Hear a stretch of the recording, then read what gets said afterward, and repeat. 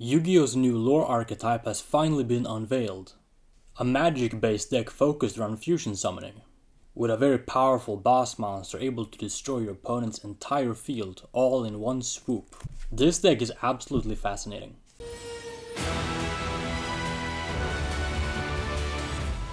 Starting off with the main deck, I have 3 copies of Medius, the Pure. Upon normal or special summon, you can summon a power patron from your deck. This makes Medius your main starter, but also an extender while he's in the graveyard. The monster you summon, at least for now, is the Artmage Power Patron. This bird is a quick play fusion summon, and when he goes to the graveyard from the hand or field, you can add an Artmage spell or trap, to which there are many options. Moving on, I play 3 copies of Finimill. All the Artmages, except the bird, can be special summoned from your hand while you control an Artmage card, and then they get a bonus effect. What Finimill does when you summon her is you can draw 1 card, thus allowing this card to be one of the main extenders of the deck. By digging deeper into your deck, you're able to procure hand traps when you go first, additional engine cards to push through their hand traps, or something like a board breaker to push through a board when you go second. Finimill also has a very neat negation effect. All of these aforementioned reasons is the reason why I decided to include 3 copies of Finimill in my deck. Then I have 2 copies of Artmage Graflair. When you summon Graflair from your hand, you're able to set an Artmage spell from your deck. These spells allow you to extend your combo, which makes Graflair also be a very good extender. Additionally, it has an effect to pop spell or trap cards on the field, which is not to be underestimated. 1 Litera. Litera is the only one that doesn't do anything on its own, at least when you summon her from your hand. Litera adds back your Artmages from the graveyard to your hand, which is neat since we end up discarding quite a lot of spell or traps in our combo, through our field spell. Additionally, during your opponent's turn, you can use this effect to reborn the Power Patron, and then with the Power Patron you can fusion summon into your boss monster. That is it for the Artmage monsters. For the spells, I have 3 copies of Artmage Academic Arcane Arts Acropolis. Try saying that 5 times fast. What the field spell does, apart from being a mouthful, is to search your Artmage monsters from your deck, by calling them out with its effect. That effect does lock you though, in quite a unique way, but that is not too relevant for this version of the deck. This also grants you an additional normal summon for your Medius the Pure. So should you open say the field spell and Medius, you activate this first and you additional normal summon the Medius, thus you still have your main normal summon left. And they were to negate your Medius with say an infinite impermanence. Then you can just use Artmage Acropolis' effect to search your Power Patron from your deck, normal summon it, and then fusion these 2 off. So this card is not to be underestimated, although it does lock you at times. 1 copy of Artmage Varnish Alteration. The main use of Alteration is to search your Artmage cards, as you tend to activate this card after you already have your field spell in play, thus allowing you to add an Artmage from your deck to your hand, which can then be pitched with the field spell. And why this is relevant is because your Graflair sets a spell to your field. So you can set the alteration to your field, use it if you have the field spell in play, grab a spell or trap from your deck to your hand and then pitch it with the field spell. Some of the cards may seem redundant in this deck, but they actually all serve a purpose. And alteration also has a graveyard effect which is not to be forgotten. 1 copy of Assault. Assault can search your Medius the Pure from your deck, and when you're splashing an engine into this deck, like for example the Sky Strikers, you can turn them into Artmages with its effect. And we need to play Assault in this deck because it does serve a really good purpose, and that is adding the Medius the Pure from your deck to your hand.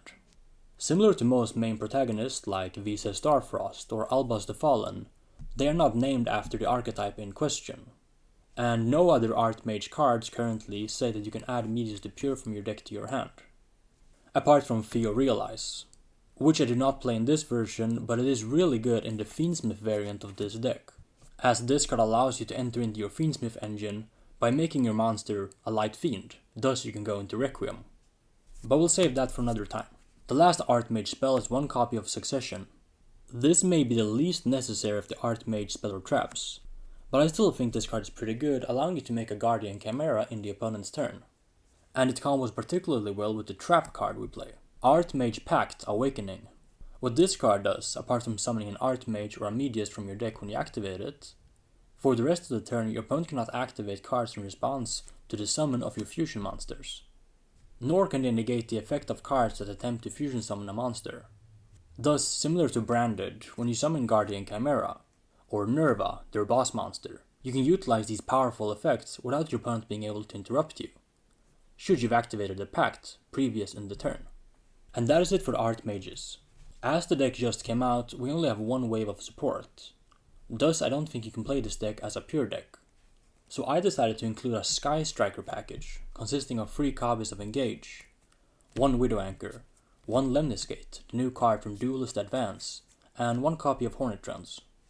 The reason why I went for the Sky Striker engine in this deck is because your field spell, in order to use its effect to grab your Artmages from your deck, needs to discard a spell or trap. And sure, you can discard cards like Infinite Impermanence or Forbidden Droplet or any non-engine cards that you don't need for your combo when you go first. However, I much prefer to play an engine that facilitates this card instead, as opposed to just pitching cards which I would rather keep and effectively trade at a 1-for-1. Not only does Acropolis set up for your Sky Striker spells by giving you spells in the graveyard, thus you can get the bonus effect of Engage or Widow Anchor. You can also do something like Engage into Hornet Drones, summon the token, make Kagari, add back the Engage or the Hornet Drones, and then discard it off of the field spell.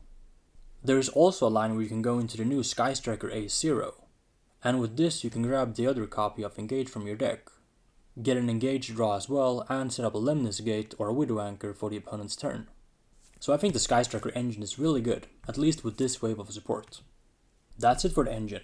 For my non-engine, I was able to fit quite a lot. 3 copies of Mulcharmi Fulos, 2 copies of Mulcharmi Perulia, 3 copies of Ash Blossom and Joyous Spring, 3 copies of Infinite Impermanence, 3 copies of Forbidden Droplet, 1 Talent, and 1 Callby. I think it's very nice to at least have some of these be spell and trap cards, thus you can pitch them for the field spell should you need to. Being able to use your non-engine to access engine is really good, because that means when you brick on a bunch of these cards when you go first, you're able to convert it into additional pushes. Say you have the field spell, and your opponent hand traps you. Well, you can just pitch one of these dead non-engine cards, add an extender and play through their hand trap. Should they not hand trap you, you can keep these non-engine cards in your hand, perform your entire combo, and back up your board with these non-engine cards. That is something very few decks are able to do, to use their non-engine to facilitate their engine. Now all Artmage is missing is a way to search these non-engine cards. But with Finmill, Engage, or perhaps Guardian Chimera drawing you into hand traps like Ash Blossom and Joyous Spring, you can effectively get your non-engine as well. That is it for the main deck. For the extra deck, I have 2 copies of Sky Striker Ace Kagari, 1 Shizuku, 1 Hayate, 1 Azalea, and 1 Zero. Similar to my Sky Striker deck profile, I only decided to play a small Sky Striker package in the extra deck. These are recyclable with Lemnis Gate, and the main one being Kagari is something you really needed the third of. 1 SP Little Knight, 1 Dark the Dark Charmer. With Dark we aim to take Murakumo, opposing Malice Links to turn it into an Access Code Talker, or just any dark monster that's really good for your opponent to have. With Dark we can effectively take the resource out of the game, or we can use it for ourselves. The best of both worlds is when you're able to take something like Murakumo, have it be a Rageki, a Pseudo-Negate, and also take away their sole copy of Murakumo for the game. At least until they out it. 1 Lina the Light Charmer. This deck has a lot of light monsters, you can readily make the Lina.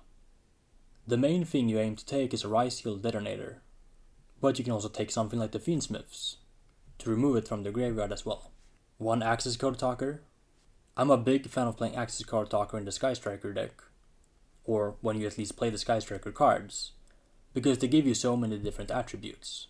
Being able to pop once with wind, twice with water, 3 times with fire, 4 with light, and 5 with dark is absolutely phenomenal. Even if Access Code Talker rarely in this deck has 5300 attack points, it's still a powerhouse. 1 Typhon. As this is a fusion deck, being able to make Typhon bounce away their Murakumo or Detonator, and then play during your opponent's turn is very powerful. That is something few decks are able to do. Branded can't do it because they're fusion locked, even though they could fusion summon. And most other Link or XYZ decks can only play during their turn. So you may not see Typhon too often right now, but it's still really good in this deck. 1 Chaos Angel. The main way we make this is with Finmill and Litera, both being light and 3 and 7 stars respectively. But there's more ways to make this as well. One of the Artmage fusion, the Actorus. This card does have a negate effect, but it's slightly situational, at least when you're trying to do your combo. The main use of this card is actually to just make a fusion with Medius the Pure and Power Patron. So should the Artmage deck get something like a Kit Kalos, or any other broken Artmage fusion monster which can be made with Power Patron and Medius, this deck gets infinitely better. But even now, just making the Deactorus is still a very good play. And 1 Nerva, the Power Patron of Creation. I don't know why, but this card heavily reminds me of Kashtira Arise Heart, one of my favorite cards ever printed. And I suppose it's slightly in the artwork, the fact that it's a boss monster in Starlight Rare, as well as a powerful, arguably game-winning effect. Nerva is sort of like Thunder Dragon Titan for those who play TOS format. What you can do with this card, when you activate a Artmage effect, you can directly on chain use Patron of Creation's effect to nuke your opponent's entire field. So, for those who played against the aforementioned Colossus back in 2019, you know that the easiest way to interrupt this was to just chain something on their chain. The main way you use this effect is you fusion summon with the Power Patron. Then you activate this card's graveyard effect to search an Artmage spell. Then you chain Nerva to turn the Artmage effect into an Ojama's Delta Hurricane to nuke your opponent's entire field. So should they just chain an Ash Blossom and Joy Spring to this, you wouldn't be able to get the nuke off, at least for this effect. However, if you activated the Awakening, your opponent cannot use Ash Blossom on the Power Patron's effect. Or anything really, and then you can just nuke their entire board freely. That is it for the extra deck. For the side deck, I have 3 copies of Droll and Lockbird, the 3rd copy of Mulcharmy Perulia, 2 copies of Artifact Lancia, 1 Shark Cannon, against the decks where the Shark Cannon shines, 1 Harpy's Feather Duster, and 3 Frost to search it out, 1 copy of There Can Be Only One, a powerful floodgate for mono-typed decks, as well as a throwback to Sky Strikers, 1 Mischief of the Gnomes, 1 Sanctum, and 1 D-Barrier, for the Triple Tactics Frost when we go first. That's it for the deck profile. Stay tuned for the combos coming shortly. If you enjoy my content, make sure to also subscribe to my second channel, linked in the description box down below. There I'll be posting more personalized and exclusive content.